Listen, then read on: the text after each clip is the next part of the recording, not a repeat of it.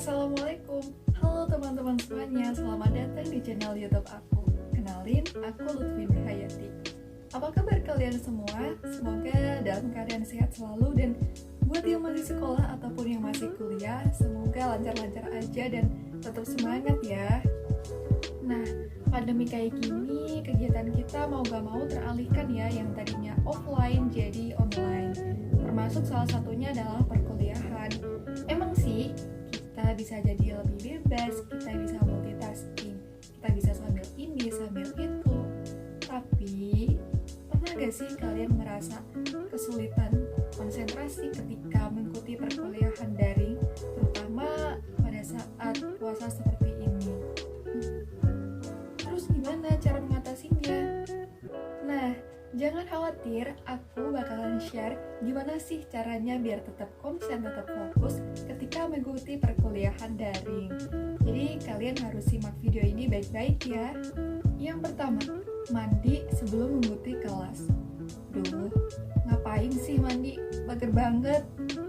Iya, awalnya emang mager, tapi dengan kita mandi, kita akan merasa lebih fresh, badan juga lebih wangi. Dengan begitu, otomatis ketika kita menyimak ceramah dari dosen, jadi lebih fokus dan konsen. Yang tadinya ngantuk, jadi gak ngantuk deh, karena udah mandi. Tempat yang nyaman bukan berarti di kasur juga ya besti.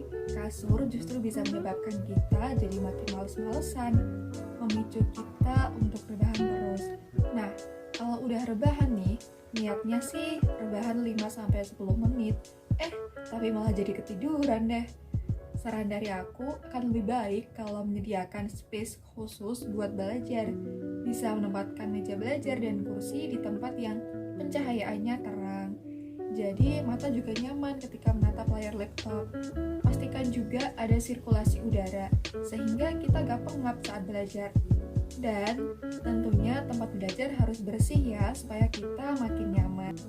Yang ketiga, berdoa.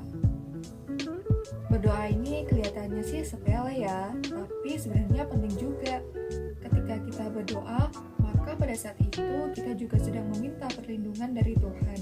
Dengan berdoa, proses belajar kita jadi berkah dan akan dilancarkan. Yang keempat, jauhkan HP dari sisi kita, atau minimal jangan taruh di sebelah laptop ya. Sebisa mungkin kita jauhkan handphone ketika kelas sudah dimulai, karena kalau HP itu di dekat kita, konsentrasi bisa terpecah gara-gara notifikasi yang masuk dari WhatsApp, dari YouTube, dan aplikasi-aplikasi lain yang memiliki akses memberikan notifikasi. Tapi nggak harus yang jauh-jauh banget kok. Yang penting kita gak melihat layar HP kita. Biasanya aku nempatin HP-ku di belakang laptop sih, jadi aku nggak terdistraksi dengan notifikasi dari HP. Selain itu, ketika HP berada di sebelah laptop, maka bisa aja tangan kita ini tergoda buat memainkan HP saat kelas. Nah, kalau udah asik main HP nih, scroll media sosial, nanti malah jadi keterusan, dan ujung-ujungnya nggak memperhatikan ceramah dari dosen. Wah, ini sih rugi banget ya. Yang kelima, bergerak. Kalau ngantuk, kita perlu bergerak untuk mengurangi rasa kantuk itu. Misalnya tangan diregangkan, kaki digerak-gerakkan, dan sebagainya. Kita bergerak tapi di sekitar tempat belajar kita aja ya. Tapi ya jangan salto juga sih. Yang keenam, ganti pemandangan. Gak bisa dipungkiri sih, mata kita akan jenuh jika menatap layar laptop terus-menerus. Untuk mengatasinya, kita bisa mengalihkan pandangan secara sesaat. Misalnya, melihat ke arah jendela selama 20 detik, lalu kembali menatap layar laptop.